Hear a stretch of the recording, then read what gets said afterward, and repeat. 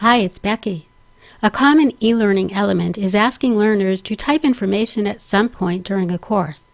Sometimes you're asking learners for demographic information, or you may want them to reflect on what's been discussed so far and type in their thoughts.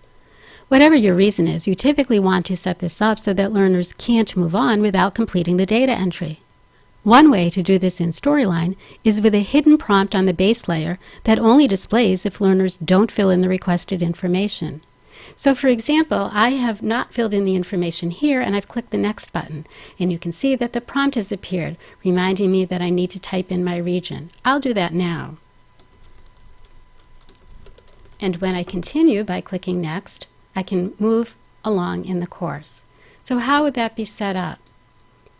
First thing I would want to do is to insert that text entry. So I would go to Insert, Data Entry, Text Entry, and click and drag to place that text entry box on the screen. And I would, for me, if I don't want that default information in there, I would type in the information that I do want to appear. This time I just copied and pasted it. I also like to come to the timeline and name that entry.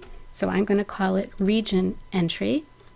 And I not only name it here on the timeline, but I also come over to Manage Project Variables.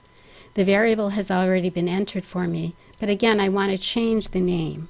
I'll call it Region Entry because I want it to match the one on the timeline. And I'll go ahead and click on OK. Now that that's been done, I want to insert that prompt. So I'll go to Insert, and I'll use the caption. I'll click and drag to place it right about here. You could place yours wherever you want, of course. And I think I'll format it with black background because it shows up nicely that way. And I'll type in my information to the learner, which is please type your region, or something like that. Oops, there's a little typo there. Let's fix that. Now I want to come over to states, and that initial state needs to be hidden because this prompt only needs to appear if the learner forgets to type in their information.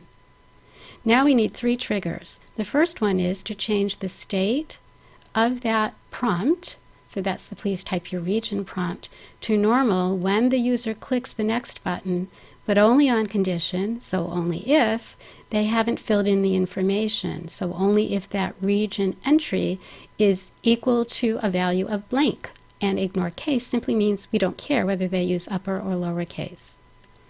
I want to scoot that trigger up 1 here in the panel, and I also want to change the state of that please type your region text box back to hidden once the user clicks inside the text entry box, because once they've done that, they don't need to see the prompt anymore.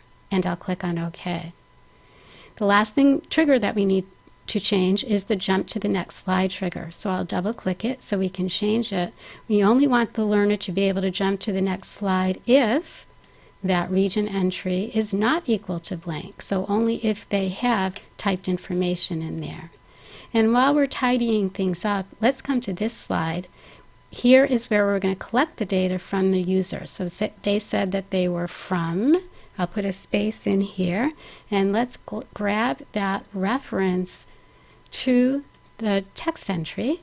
And when we do that, the information will appear here automatically. So let's see if this is set up properly. Let's preview it. I'm going to go ahead and let the slide show, and I'm not going to click inside with the information. The prompt has appeared, which is what I wanted to have happen. I'm going to click in the box. The prompt has disappeared. I also wanted that to happen. And I'll say that I'm from the West. But before I click Next, I want to tell you that another way to ensure learners stop and fill in text entries is by placing a prompt on a separate layer. If you do set things up that way, and be sure to check out that screencast if you're interested, you'll see that learners have one extra step since they need to close the layer. I don't need to close the layer here, so I will click Next, and you can see that I'm able to continue on in my course, and the demographic information has been filled in. If you have a course that requires learners to fill information, give this a try.